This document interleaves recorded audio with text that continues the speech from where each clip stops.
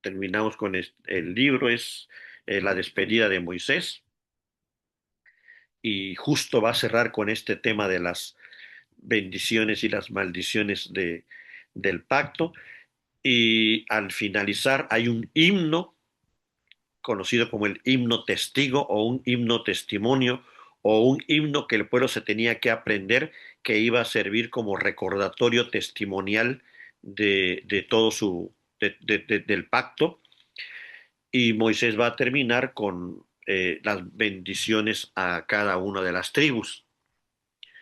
Y ya para despedirse y darle lugar a Josué, y con eso va a concluir el libro, ¿no? Vamos a recordar tantito donde nos quedamos el lunes pasado. Precisamente, eh, Dios le dice a Moisés que le diga al pueblo que cuando entren a la tierra tienen que hacer un ritual entre dos montes, entre Ebal y Gerizim. Ese lugar que está ubicado exactamente en medio de los dos montes es Siquem. Siquem es el lugar, el primer lugar al cual llega Abraham cuando viene de Aram, cuando ya Dios le dice que deje a su padre y que le va a dar una tierra. El lugar de entrada, digamos, de Abraham va a ser ahí, en Siquem. Es ahí donde Abraham va a poner un altar, y es ahí donde Dios le va a confirmar a Abraham tanto su pacto como la tierra que le va a dar por heredad. Entonces ese lugar es muy significativo, y no pierdan de vista el dato, porque Siquem va a representar a lo largo de la historia de Israel muchos eventos, va a haber muchas cosas aquí en Siquem, pero solamente quiero remitirlos al Nuevo Testamento. Siquem es exactamente el lugar donde se encontró Jesús con la samaritana. Y es por eso que la samaritana le dice, eh, los judíos dicen que hay que adorar ahí en el templo, pero nuestros padres dicen que aquí en este monte. Porque cuando Abraham entró a Siquén, ahí adoró. Cuando Jacob entró a Siquén, que venía ya de regreso, ahí adoró. Entonces los samaritanos tenían la costumbre de adorar ahí, porque era el lugar donde por primera vez habían entrado los padres, ¿no? Entonces ellos no adoraban en el templo de Jerusalén, porque para ellos eso fue posterior hasta la época de David. Ellos adoraban en el lugar original, que era el lugar donde habían entrado los patriarcas, que es aquí exactamente, ¿no? Entonces este lugar va a ser muy importante por este ritual que se va a hacer. Dios le está diciendo a Moisés lo que tienen que hacer cuando entren. Todavía no se ha efectuado el ritual, pero Dios da detalles específicos de cómo debe hacerse, cómo se deben de colocar cada quien, quién debe decir qué debe de responder el pueblo, qué se debe sacrificar. O sea, Dios estipula ese ritual, no es un invento, no es una manera, digamos, en la que el pueblo agradecido formuló un ritual para Dios. No, es un acto de obediencia, y tenían que hacerlo tal cual Dios les estaba revelando justo a la entrada, ¿no? de la tierra prometida. Entonces, pues ya lo comentamos el lunes pasado acerca del que tenía que escribir los 10 mandamientos, y poner ahí como un testimonio, pero también se tenía que sacrificar, y iba a quedar como un altar, pero al mismo tiempo un monumento que recordara con el paso del tiempo qué sucedió en ese lugar, pero más que qué sucedió, lo que significaba el pacto, las bendiciones y las maldiciones. De tal manera que cualquier persona que llegaba ahí y veía el monumento, inmediatamente los dos montes le servían de testigo para recordar que había bendiciones y maldiciones en el pacto, y que cada una dependía de la obediencia o la desobediencia, que fue el momento en que Dios le dijo, Israel escoge la vida o la muerte. Ahí estaba la clave.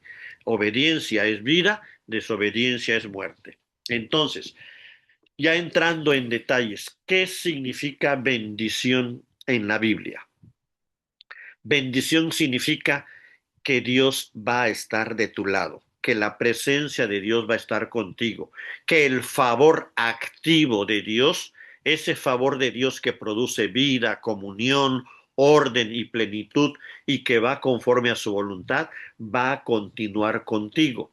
Es decir, bendición en la Biblia es que Dios está de tu lado, está presente, está a tu favor y por eso Él va a proveer todo lo necesario para ti en forma integral, no solo la riqueza, todo lo que requieres para que esa comunión entre tú y Él sigan firmes. Entonces, bendición está relacionado con comunión. Bendición es Dios está de nuestro lado, Él camina con nosotros, Él está de en nuestro favor y entonces no importa que haya abundancia o escasez, si Dios es con nosotros, ¿quién contra nosotros? El pueblo ya lo había experimentado en el desierto, en la escasez. El problema entonces no era la escasez, el problema entonces era si Dios estaba con ellos o no estaba con ellos. ¿Qué corroboró el pueblo? Que como Dios caminaba con ellos, no les faltó nada en el desierto. Entonces, no sé si queda clara la idea. Bendición no precisamente es escasez o abundancia, sino más bien significa el favor de Dios o la presencia de Dios está contigo y por lo tanto Él va a estar contigo aunque haya escasez o haya abundancia. Es indistinto lo externo porque la bendición es que Dios está de tu lado. Pero si Dios está de tu lado, no te preocupes porque todo viene por añadidura, hasta las cosas materiales incluidas.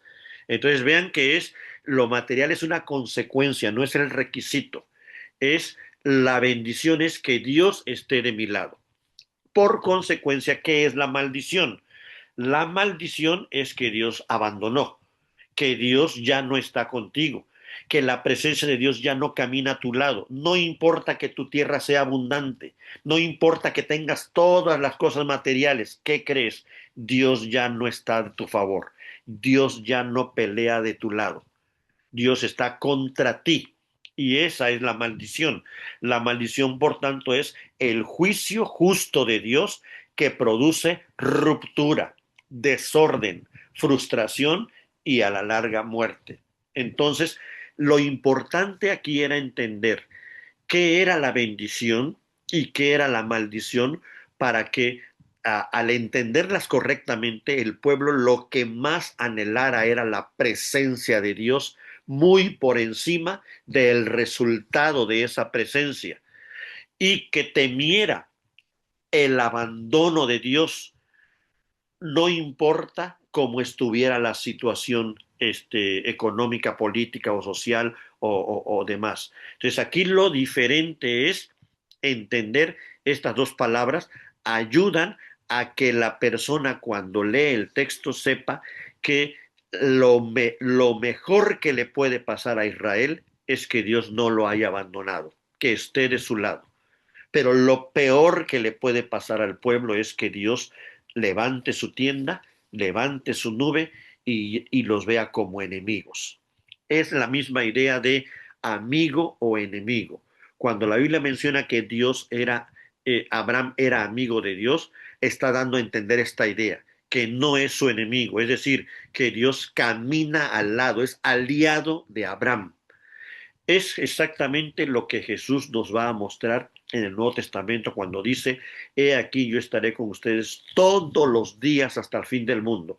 Lo que Jesús está aquí asegurando es que su bendición, su presencia activa y favorable va a estar con aquellos que crean en Él.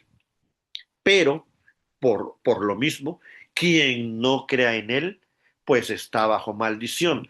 Esta frase la encontramos en Juan 3. Recuerden que Juan 3:16, que es el pasaje más conocido, dice, porque de tal manera amó Dios al mundo, que ha dado a su Hijo unigénito, para que todo aquel que en Él cree no se pierda, mas tenga vida eterna. Pero más adelante dice Juan, el que cree en el Hijo tiene vida, pero el que no cree en el Hijo de Dios no verá la vida, sino que la ira, la maldición de Dios está sobre él. Es decir, ese va a sufrir el abandono de Dios. El que tenga al Hijo va a tener la presencia de Dios. Y es por esto que el Nuevo Testamento en muchas ocasiones recalca que el que está en Cristo tiene acceso al trono de Dios, es decir, la presencia de Dios, que es su Santo Espíritu, está con él. Entonces, la mejor bendición no es las cosas materiales o la salud sino la presencia de Dios de nuestro lado. Una manera de confirmarlo es no solamente el desierto de Israel, sino va a aparecer el libro de Job para dar este ejemplo clarísimo, que no se trata aquí, Job no está peleando por su escasez o su abundancia.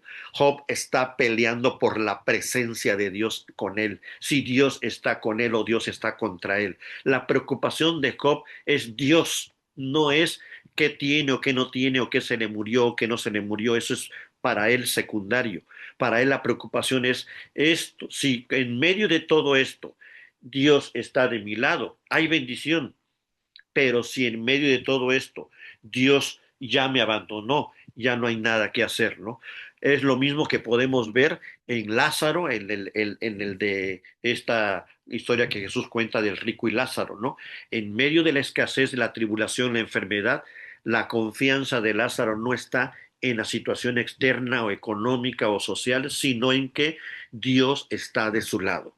Entonces, esa es la bienaventuranza, esa es la bendición, eso es lo que el creyente tiene como elemento de primer orden, el que Dios esté conmigo, porque si Dios es conmigo, ¿quién contra mí? Esa gran frase de Pablo justamente apela a esta idea de que, dice Pablo, yo no le temo ni a la vida, ni a la muerte, ni a lo de arriba, ni a lo de abajo, no, no, porque Dios está conmigo. Y si Dios es conmigo, ¿de quién temeré? Si Dios es conmigo, ¿quién contra mí? ¿No? Entonces aquí es esta idea de bendición o maldición se reafirma precisamente que o lo que está de por medio es la presencia de Dios o el abandono de Dios al pueblo, y eso es lo que hay que entender cuando veamos estas bendiciones y maldiciones del pacto. ¿Qué es la bendición de Dios? El shalom, la armonía, la paz. Jesús decía, mi paz os dejo, mi paz os doy, pero no como el mundo la da, ¿no? Es la presencia favorable de Dios, es el orden, es el descanso, el tan anhelado descanso. Venid a mí, dice Jesús, y yo os haré descansar. Esta entrada al reino, plenitud, el verdadero gozo, la verdadera vida. Eso es lo que es la bendición, porque la presencia favorable de Dios está con su pueblo. Pero ¿qué es la maldición? Es el abandono de Dios. Cuando Dios sigue, pero ya no eres su aliado, eres su enemigo.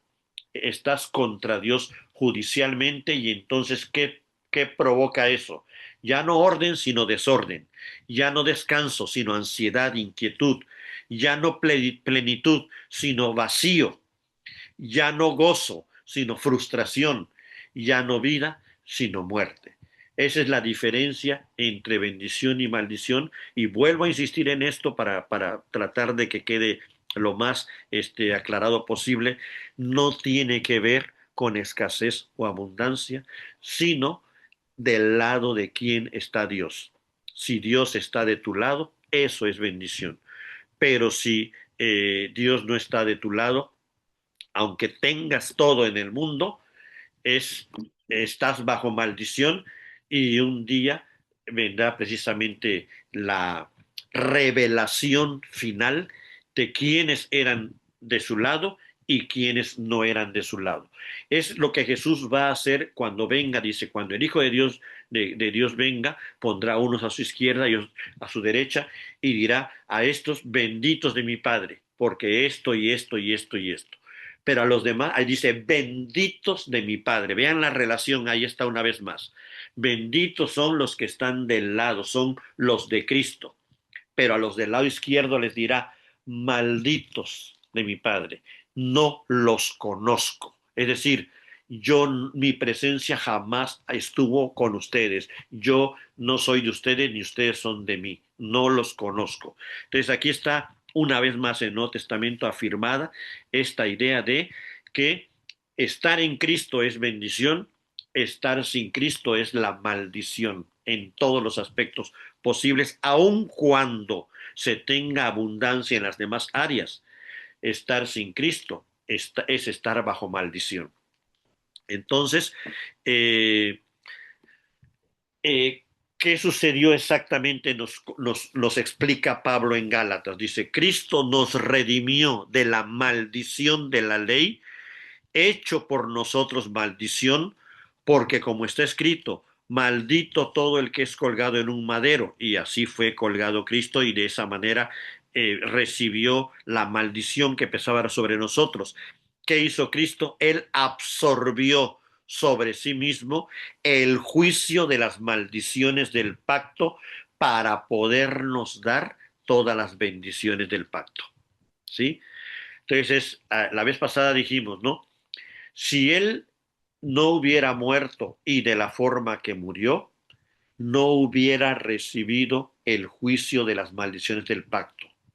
Pero si él no hubiera vivido de forma perfecta como vivió, no hubiera adquirido todas las bendiciones del pacto. Era por tanto necesario que muriera y que muriera puro y que viviera puro, que muriera como sustituto, pero que viviera como sustituto. Es decir, Cristo asumió, absorbió las maldiciones, pero consiguió las bendiciones, no para él mismo, sino para nosotros, para su pueblo, para los que crean en él. Eso es lo que ese es el gran mensaje de Juan 3:16, para todo aquel que en él crea.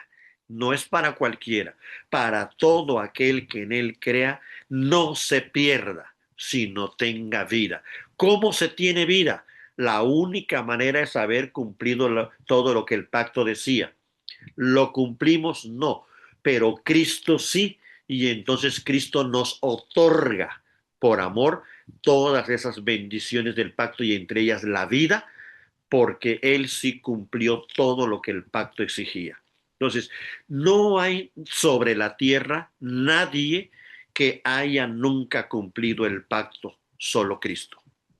No ha existido desde Adán hasta hoy, ni existirá nadie, ni Moisés, ni David, ni Abraham, nadie que no estuviera sobre la maldición del pacto y no requiriera un sustituto. Solo Cristo.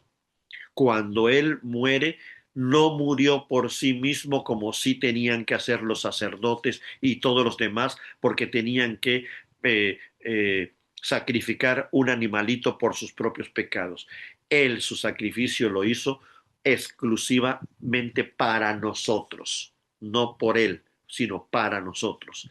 Entonces es el único quien ha cumplido el pacto establecido por Dios desde el Antiguo Testamento. Y lo voy a decir de manera más enfática. Es el único israelita que ha cumplido el pacto de Dios.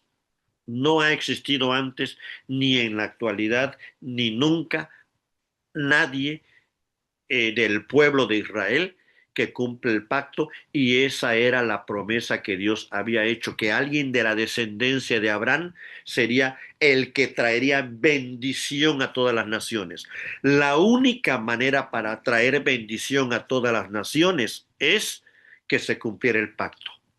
Es por esto que el pueblo de Israel no puede traer bendición a las naciones porque no pueden cumplir el pacto.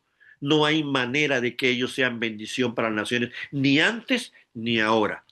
El único que puede traer bendición a las naciones como estaba prometido desde Abraham es Cristo. Él es el único que ha cumplido todos los pormenores del pacto que Dios dio en Sinaí y que reveló a todo el pueblo.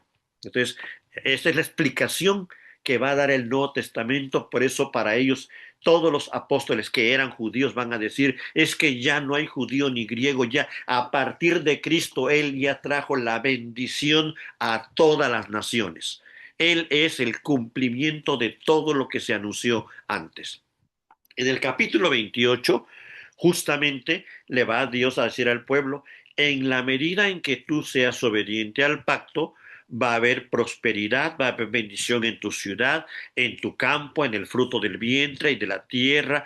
Dios promete abundancia providencial, pero la obediencia era estricta. Vuelvo a repetir, no significa que no iban a, que si desobedecían no iban a tener hijos. Lo que está diciendo es que el fruto iba a estar bajo maldición si desobedecían, pero si obedecían iban a estar bajo bendición. Lo mismo, la protección, la victoria. Dios iba a luchar por ellos y entonces Él iba a vencer a todos sus enemigos que iban a huir por 7 caminos. ¿Por qué? Porque justamente tenían la bendición. ¿Cuál era la bendición? La presencia de Dios.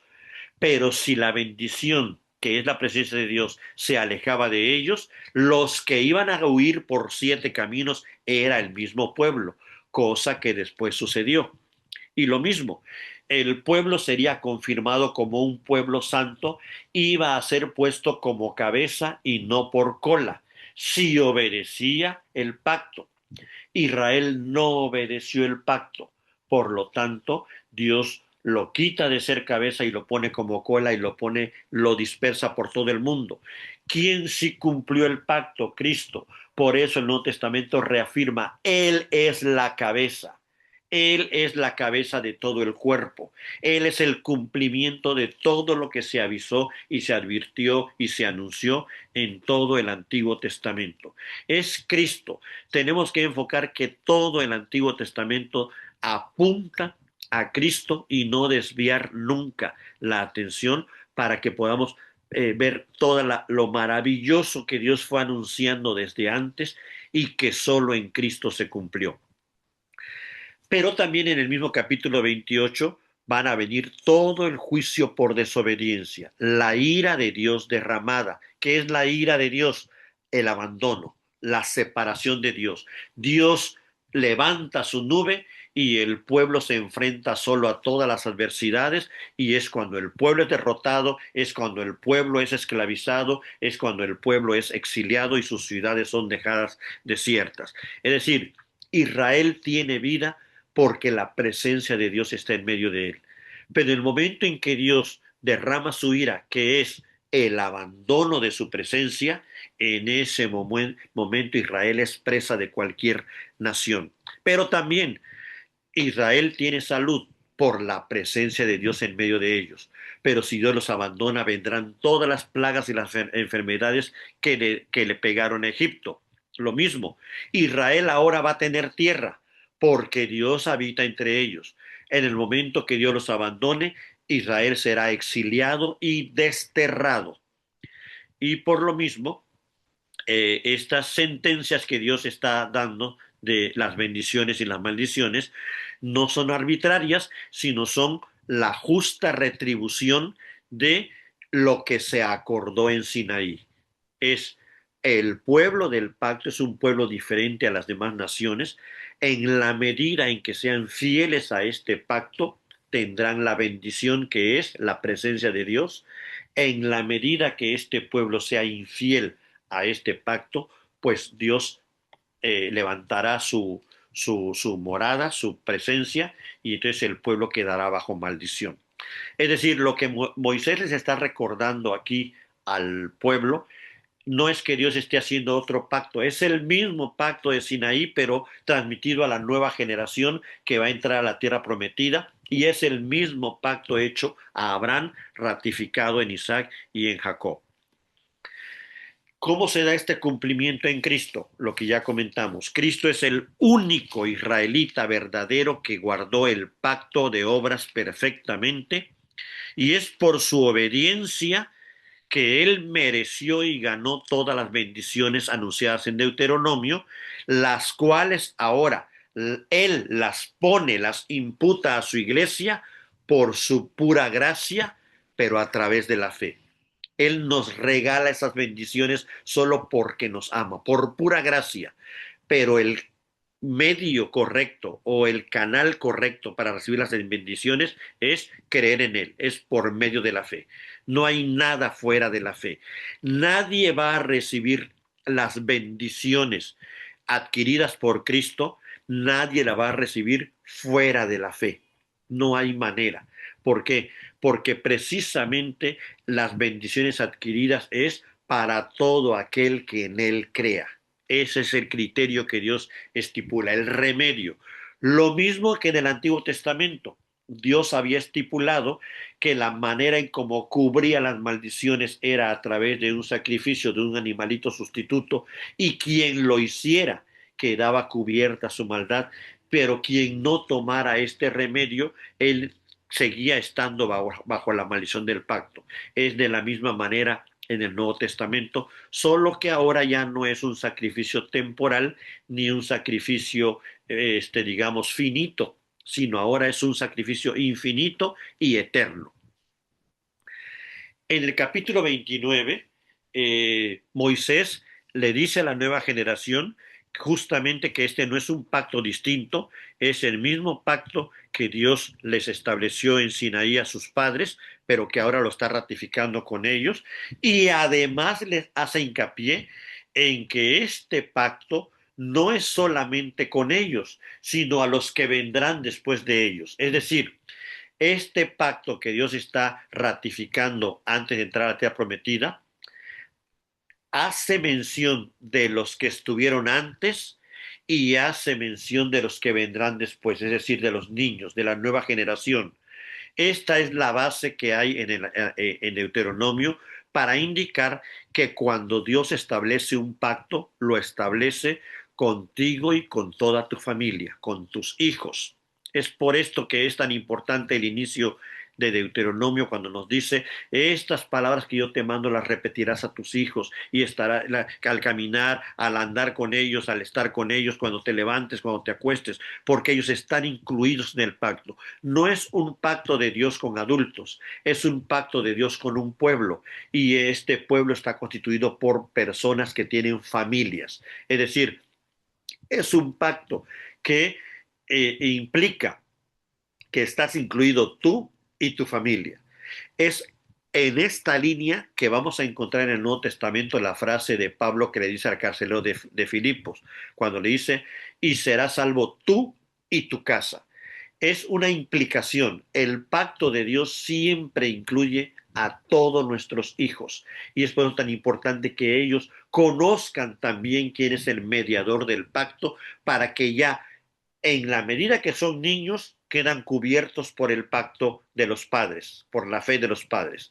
Pero cuando ellos ya son adultos, ellos tienen que hacer su propio pacto y tienen que hacer su propia decisión de pertenecer al pacto al cual ya pertenecían por la fe de sus padres, pero en su edad adulta ellos lo tienen que ratificar por sí mismos, el continuar bajo ese pacto o el abandonar ese pacto. Pero este pacto es multigeneracional, abarca a toda la descendencia, siempre y cuando cada uno de los descendientes ratifique en su momento que quieren continuar bajo el pacto de Dios. Entonces, aquí el peligro que va a advertir Moisés en el capítulo 29 es: ten cuidado, Israel, ten cuidado de creer en tu corazón de que estás bajo el pacto y que no lo estés. Moisés advierte contra aquel que, escuchando las palabras del pacto, se bendice en su propio corazón diciendo: tendré paz, tendré shalom, Dios estará conmigo, aunque yo no ande en el pacto. Vean lo peligroso de esta advertencia. Es muy peligroso alguien que crea que tiene todas las bendiciones del pacto, aunque no viva bajo el pacto. Es decir, que se crea con la presencia de Dios prometida, aunque con su vida viva alejado de la presencia de Dios. Esto no hay manera de conciliar, y esa advertencia la va a hacer Moisés al final del capítulo 29, y Moisés lo va a manejar como es idolatría oculta. Y esa idolatría oculta, ese creer que sí soy, pero no soy, a la larga contamina a toda la comunidad y asegura la destrucción divina, porque es un orgullo y una soberbia de sentirse pueblo del pacto, sentirse orgullosamente pueblo escogido, pero estar viviendo fuera de lo que Dios estableció en su pacto. Es decir, yo no me puedo sentir hoy pueblo escogido del pacto si no es por medio de Cristo. Es imposible, porque la manera en como Dios hoy define a su pueblo del pacto es por el remedio total y final que ha dado en su Hijo Jesucristo. Y aquí es donde por eso podemos también decir, cualquiera que se diga creyente en Cristo, pero no vive de acuerdo a lo que Dios pide en su pacto, es peligroso. ¿Qué significa vivir de acuerdo al pacto?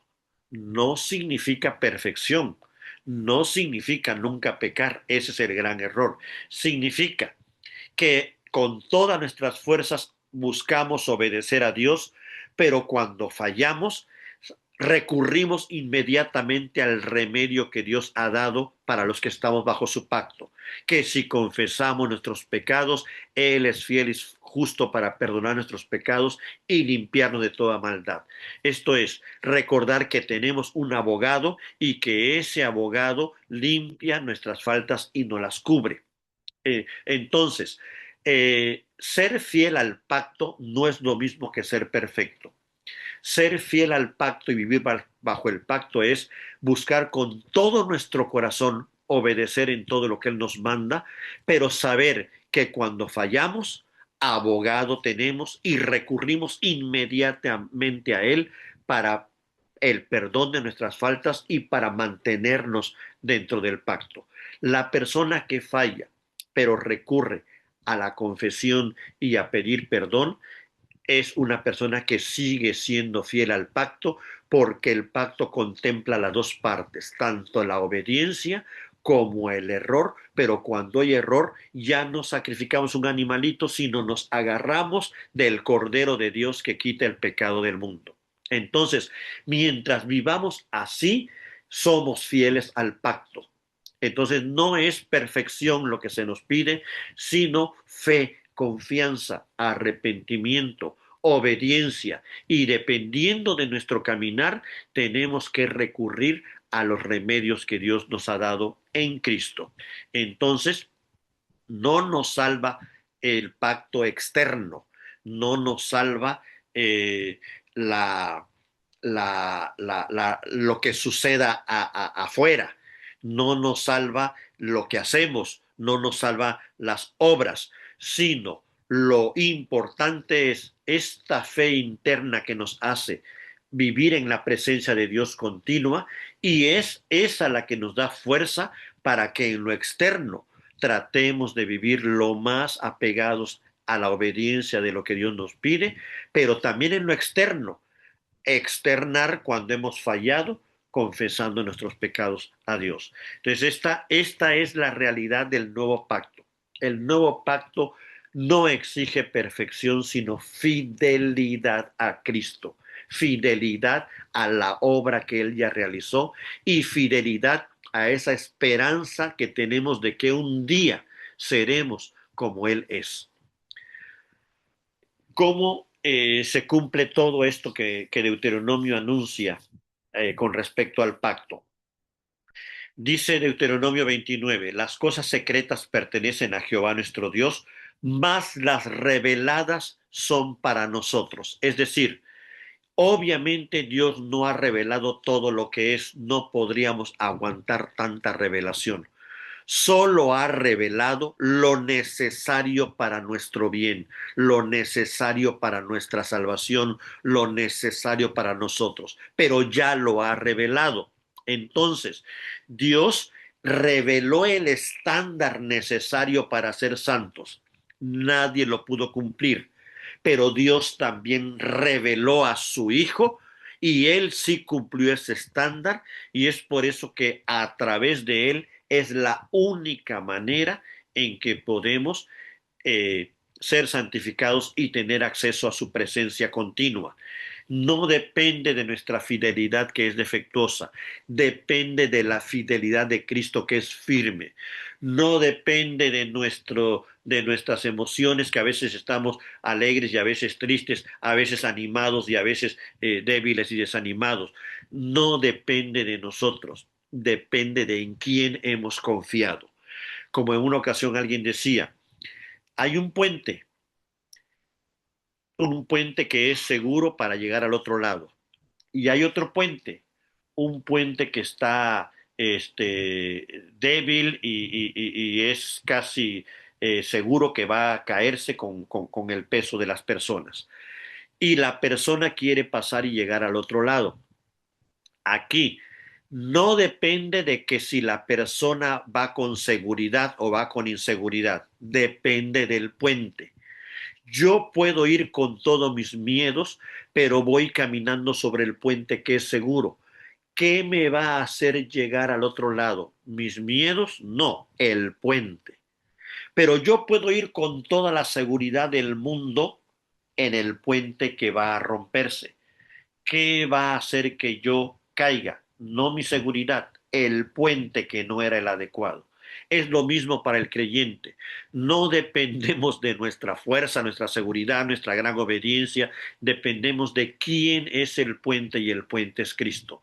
Él es el fiel, Él es el verdadero, Él es el seguro. Entonces yo empiezo a caminar con todas mis debilidades, pero lo que me da certeza no es mi seguridad o inseguridad, es que en el puente sobre el cual caminamos es seguro y nos va a llevar al otro lado.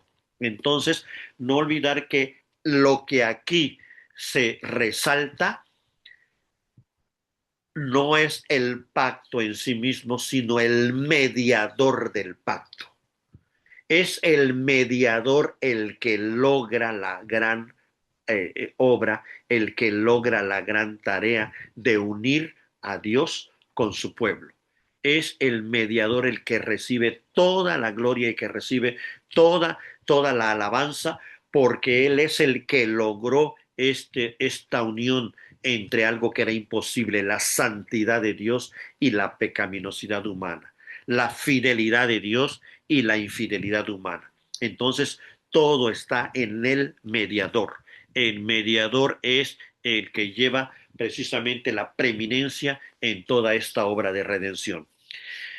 En el capítulo 30, Moisés insiste en que tienen que circuncidar, su corazón tiene que ser circuncidado, pero que Dios es el que lo va a hacer porque el pueblo va a fallar.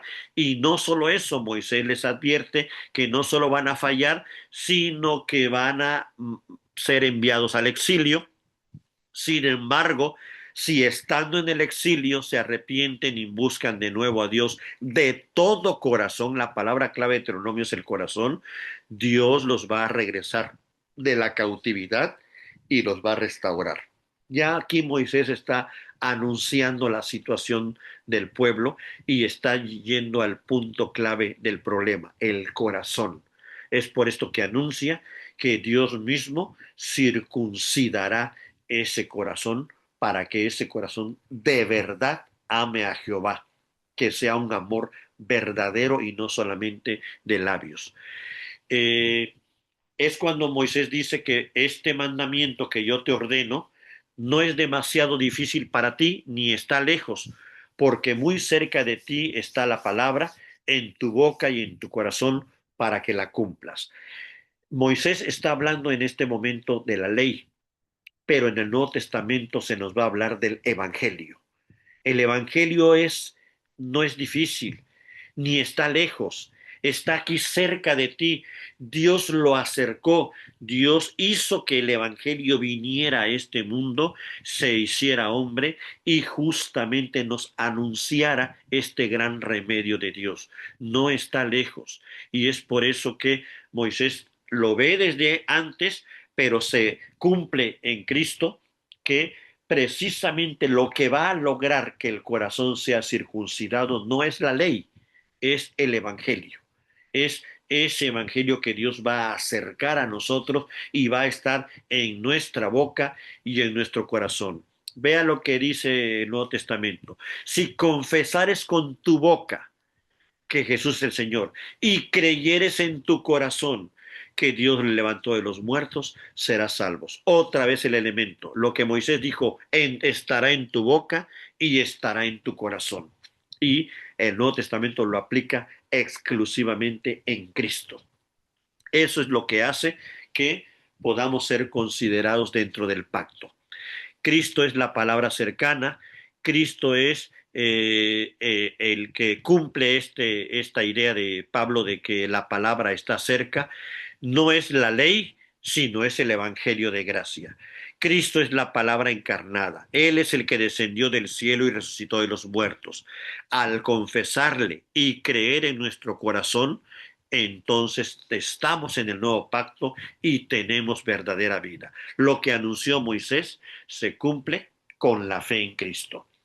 Y en el capítulo 31, pues se le recuerda a Moisés que no va a poder entrar a la tierra prometida. Esto es muy interesante porque Moisés representa a la ley.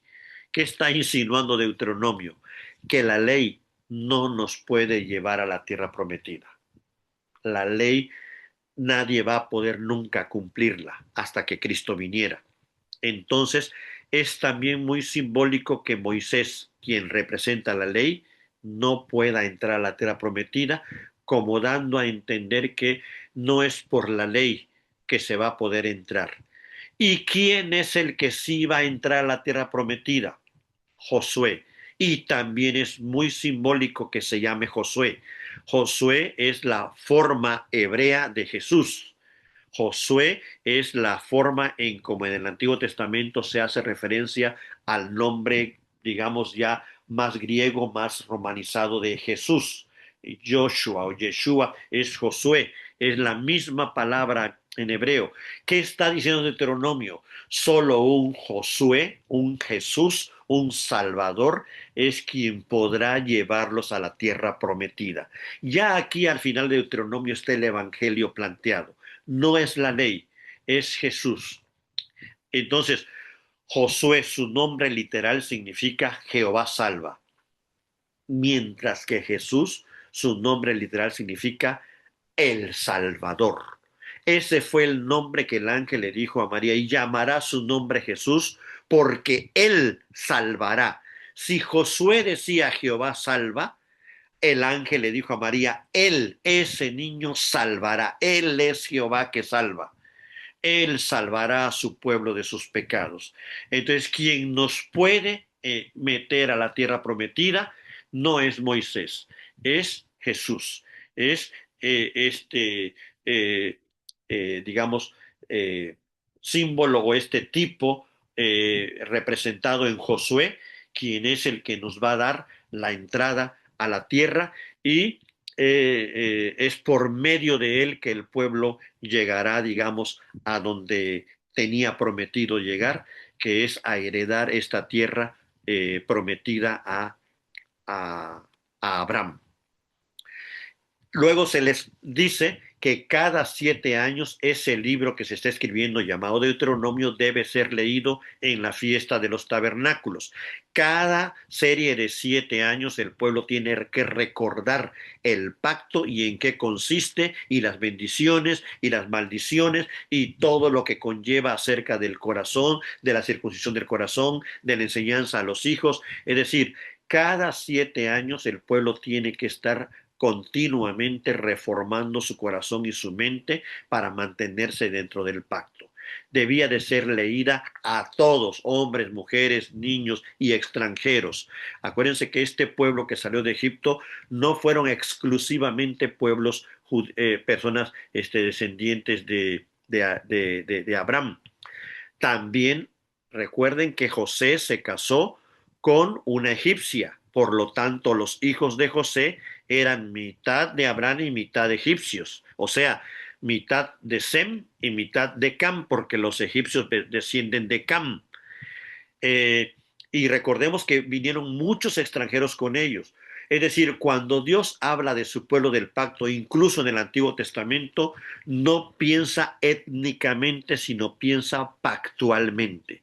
Todos aquellos que dijeron amén cuando el pacto fue revelado en Sinaí, no importa de qué etnia pertenezcan, si ese día se comprometieron con el pacto, son del pueblo de Dios. Es por esto que esta proclamación tenía que hacerse cada 7 años a hombres, mujeres, niños y los nuevos extranjeros que se fueran uniendo al pueblo del pacto. Recordemos que con el tiempo, vamos a verlo más adelante, Rahab la cananea viene a formar parte del pueblo del pacto, y también Canaán. Los cananeos eran descendientes de Cam, no eran semitas. Y luego, con el tiempo, recordamos que Ruth también viene a formar parte del pueblo del pacto, y David es medio mitad moabita y mitad semita. O sea, estamos viendo que nunca en la historia de la Biblia el pueblo del pacto es étnico, sino es pactual.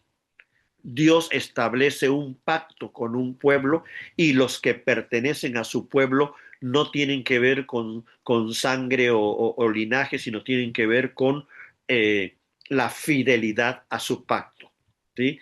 Sin embargo, Dios aún en medio de esto va a mantener este linaje de Abraham, porque de ahí vendrá Cristo. En medio del pueblo, aunque hay varias etnias, Dios está siguiendo un linaje específico, y va a ser a través de la línea de Abraham, que va luego a seguir con Jacob. Pero Jacob tuvo 12 hijos y los 12 no, sino solamente Judá. Pero Judá tuvo muchos hijos, pero no todos, solamente los que vengan de la línea de Isaí. Pero Isaí tuvo muchos hijos, pero no todos, solo los que vengan de la línea de David. Pero David tuvo muchos hijos, y así sucesivamente. Dios va considerando a todo su pueblo, pero va tomando una línea específica hasta que llegan con Jesús. Entonces, eh, va a ser importante este esquema de recordarlo. ¿Qué entiende la Biblia como pueblo del pacto, ¿no? Y aquí comentamos esto, que Jesús viene a ser el verdadero Josué, es el que de verdad, eso lo va a explicar Hebreos 4, y dice: si Josué hubiera introducido al pueblo al descanso definitivo, ya no habría necesidad de más descanso. Pero lo que Josué hizo fue simbólico. Quien de verdad nos dio entrada, dice, al descanso definitivo es Jesús en su muerte. Él es el que de verdad nos dio el reposo definitivo en Dios.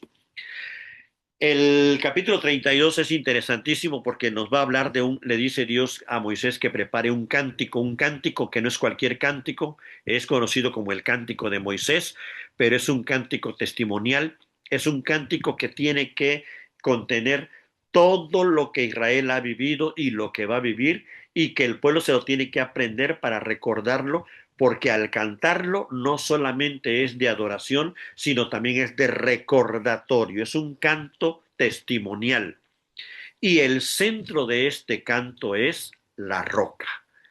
Él es la roca cuya obra es perfecta, todos sus caminos son rectos, Dios de verdad y sin ninguna iniquidad.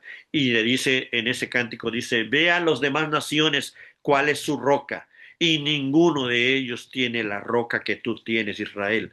La roca es Jehová, y Él es la roca perfecta, ¿no? Esta roca que te dio de beber en el desierto, esta roca que te alimentó, esta es la roca. Y termina este cántico con temas muy interesantes, porque va a decir Dios que Israel lo cuidó como la niña de sus ojos, y la proveyó de todo lo necesario en el desierto. Y va a usar una palabra que solamente en dos ocasiones se utilizan en la Biblia, y que es el que la cubrió como un ave cubre a sus polluelos. Esta frase es la misma frase que se utiliza en Génesis 1, cuando dice que el Espíritu de Dios aleteaba sobre las aguas. Esta palabra aletear es como una gallina que está revoloteando para proteger a sus polluelos, o para proteger sus huevos a punto de dar a luz. Es la misma palabra que se utiliza aquí en el Cántico de Moisés y nos da a entender un nuevo origen, un nuevo nacimiento, el Espíritu moviéndose una vez más para esto que va a acontecer, como si la entrada a la tierra prometida fuera un nuevo momento donde Dios va a iniciar un nuevo Génesis, una nueva etapa, a ver si ahora el pueblo es fiel y no falla como falló Adán y Eva. La historia ya la sabemos, ¿no? Pero vamos a encontrar cómo se va a repetir este mismo momento cuando en el río Jordán el Espíritu aparece en forma de paloma y se da lugar a un nuevo momento. Desde antes, cuando el Espíritu en el vientre de María. O sea, este elemento de Dios iniciando de nuevo el reinicio de la creación va a aparecer aquí en Deuteronomio, pero vamos a ver que no se consolidó. Sin embargo, el que aparece en el Nuevo Testamento, esa es la nueva creación definitiva. Esa fue justamente el gran momento en cuando Dios inició una nueva creación, un nuevo Adán que es Cristo, una nueva familia, un nuevo pueblo. Eh, el mismo capítulo 32 va a hablar mucho acerca de que Dios es el que lo llevó, Dios es el que lo salvó, Dios es el que los tiene ahí, y el canto va a terminar con algo muy interesante que es que Dios es el que va a traer venganza sobre los enemigos de su pueblo, pero al final Dios va a culminar haciendo expiación por su tierra y por su pueblo. Es decir, este canto al final va a dar a entender que el pueblo va a fallar, pero que Dios va a obrar venganza contra aquellos que hicieron fallar a su pueblo y al mismo tiempo va a proveer la expiación para cubrir el pecado de su pueblo. Es decir, este cántico testimonial ya está anunciando lo que Cristo va a hacer. Vencer a los enemigos. ¿Quiénes son los enemigos del pueblo de Dios?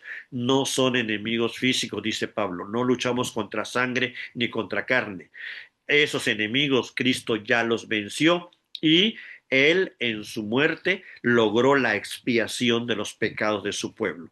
Entonces pensar que Deuteronomio está hablando de lo que va a pasar con Israel ahí en esa tierra, pero está anunciando de lo que va a pasar con Cristo a un nivel más global, total, cósmico, espiritual. Y obviamente Corintios va a hablar que la roca que estuvo en el desierto, esa roca de la que habló Moisés en ese cántico, es Cristo. Eso lo encontramos en Corintios, primera de Corintios 10:4, y ahí va a enfatizar Pablo que esa roca de la que se habló, de la que hablaba Moisés, esa que acompañó al pueblo durante todo el tiempo, es Cristo. Cristo es la roca y ya tenemos muchos ejemplos en la Biblia donde se habla de Cristo como la roca, pero aquí fue donde surgió la idea, en Deuteronomio, en este cántico de Moisés, ¿sí? Es esta roca sobre la cual está fundado todo, es la roca sobre la cual está cimentado todo, incluyendo la creación y la redención. En el capítulo 33, Moisés va a bendecir a cada uno de los hijos de Israel, igual que lo hizo Jacob antes de morir con todos sus hijos. La gran diferencia aquí, vean este dato tan interesante, que yo tampoco lo había notado en las anteriores lecturas, es que cuando Jacob bendice a sus 12 hijos, a algunos le tocan cosas buenas y a algunos cosas no tan buenas. De repente parecen más bien profecías de hijos que van a terminar bien, hijos que van a terminar mal, pero en el caso de Moisés, con todo y lo que ya pasó en el desierto, con todo y lo que Dios ya le reveló a Moisés que va a pasar con este pueblo que va a ser infiel, lo que Moisés hace al final con las 12 tribus son puras bendiciones. No hay ninguna maldición para ninguna. Aquí ya se anuncia, digamos, el gran final de cómo Dios va a terminar la historia de su pueblo. A pesar de sus infidelidades, sus caídas, Dios siempre va a buscarlos, va a traerlos y los que permanezcan en la roca, los que permanezcan fieles, siempre van a recibir bendiciones. Entonces es muy interesante cómo termina Moisés, porque no anuncia nada negativo de nadie, aunque ya les advirtió de todo lo que va a pasar y de todo de todas las maldiciones que hay sobre ellos cuando fallen, pero el final con él se despide con puras bendiciones. Y tanto para Rubén como para Judá, como para Leví, Benjamín, José, para todas las tribus hay bendiciones y obviamente esto ya anuncia a lo que el Nuevo Testamento va a hablar de que en Cristo todas las bendiciones espirituales en Cristo las tenemos por ser de su pueblo. Él ha adquirido para nosotros todas las bendiciones espirituales que Dios había prometido para su pueblo.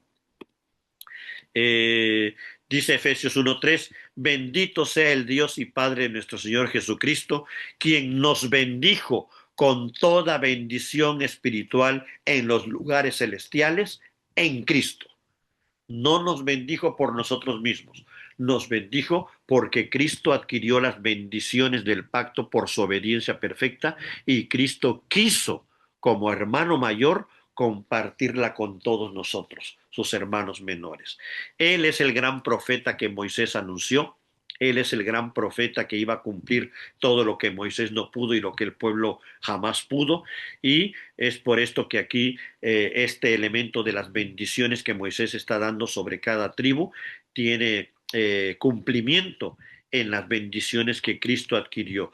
Cristo lo que hizo por nosotros, vean esto, lo que hizo por nosotros fue, Él asumió las maldiciones para que ninguna maldición estuviera sobre nosotros, porque Él lo único que quiere para su pueblo son bendiciones.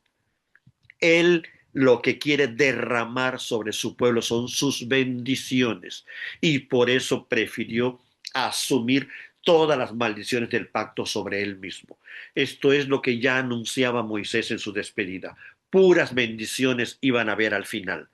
Cómo lo iba a lograr Moisés no sabía, pero ya anunciaba que esto iba a suceder. Y nosotros hoy lo sabemos justamente porque vivimos después de Cristo.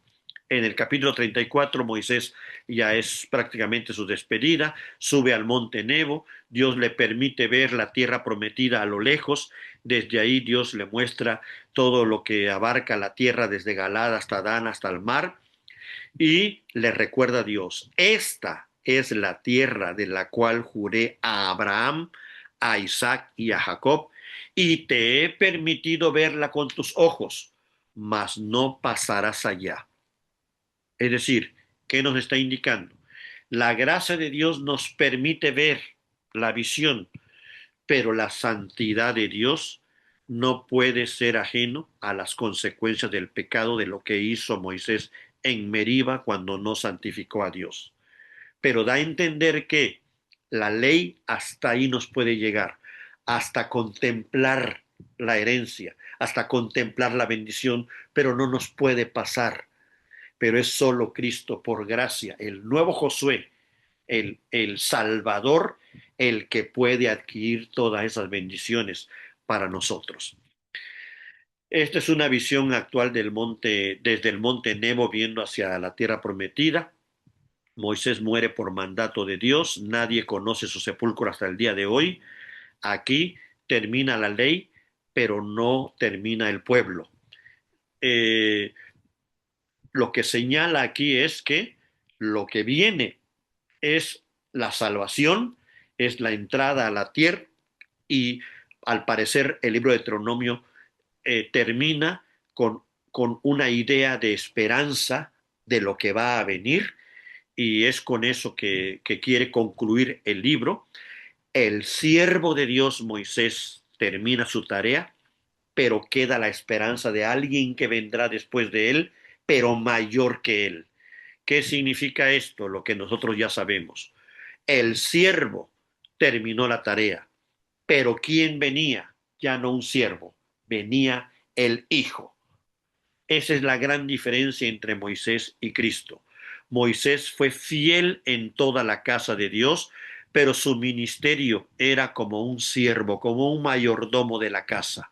Él tenía que guardar la casa en tanto llegaba el hijo, pero anunció que vendría un día el gran profeta, que Moisés mismo dijo en Deuteronomio 18, este profeta no solo es la tierra prometida, sino que Él mismo en su persona es el que nos da el descanso, es el que nos da todas las bendiciones eternas.